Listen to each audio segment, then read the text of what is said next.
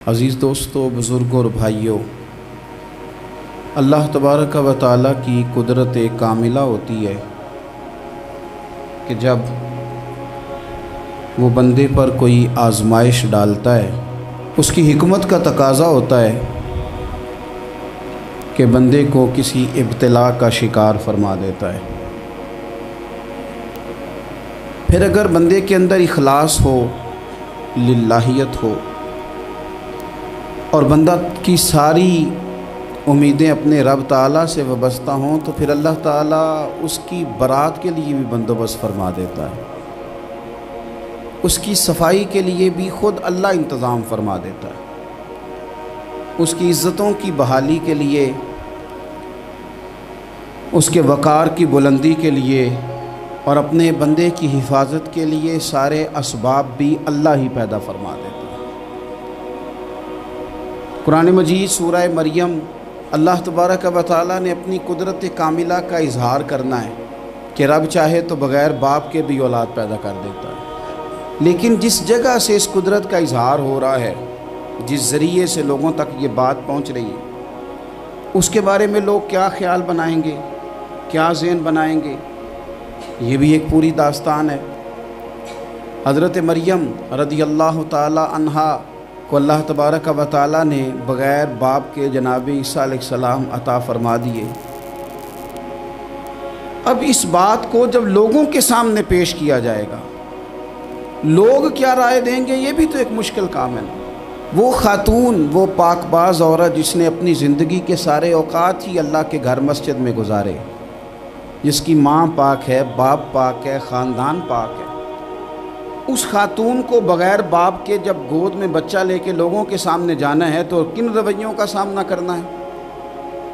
یہ آپ سمجھ سکتے ہیں۔ کسی شاعر نے کہا تھا کہ الجھے الجھے بکھرے بکھرے روز و شب دیکھے گا کون،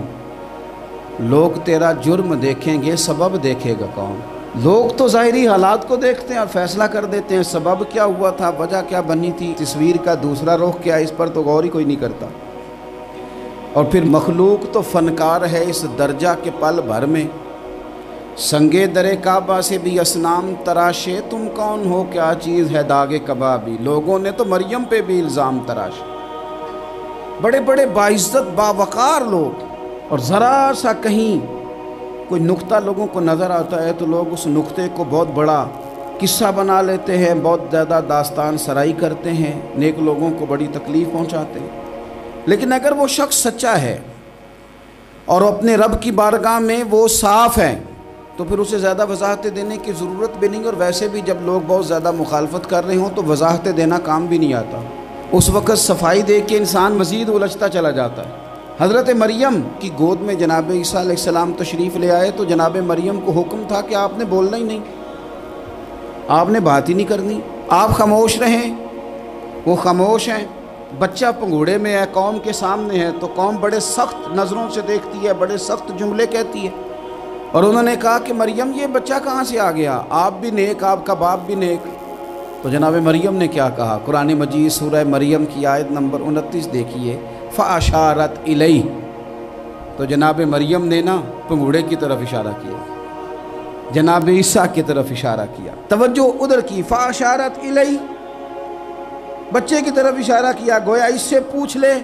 تو قوم کیا کہتی ہے۔ انہوں نے کہا قَالُوا كَيْفَ نُكَلِّمُ مَنْ كَانَ فِي الْمَهْدِ صَبِيًّا، یہ کیسے بات کرے گا، یہ تو پنگوڑے میں بچہ ہے۔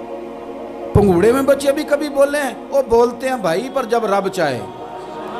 اور جب اللہ اپنے بندوں کو صاف کرنا چاہے، اور جب رب اپنے بندوں کی عزتوں کا محافظ بنے تو بچے پنگوڑوں میں بھی بولتے ہیں۔ جناب یوسف کے لیے بھی بولا تھا، جناب عیسیٰ بھی پنگوڑے میں بولے تھے، جناب جریج کے لیے بھی بولا تھا، بچے بولتے ہیں، لیکن کب، جب رب چاہے۔ کیسے بولے گا، یہ تو پنگوڑے میں ہے۔ لیکن جب انہوں نے دیکھا نا بچے کی جانب، آپ نے منہ سے نہیں کہا، وہاں تو حکم تھا چپ رہنا ہے، وہ خاموش تھی، پنگوڑے کی طرف اشارہ کر کے کہا اس سے پوچھ لو جو پنگوڑے میں ہے۔ تو جناب عیسیٰ پنگوڑے سے بولے اور سیدھے ہاتھ کے اشارے کر کر کے بولے، کیا کہتے ہیں، فرمانے لگے قال انی عبد اللہ۔ عیسائیوں نے کل کلاں کو کہنا تھا نا وہ اللہ کے بیٹے ہیں، تو انہیں بات ہی یہاں سے شروع کی، کہنے لگے لوگوں سنو میں اللہ کا بندہ ہوں،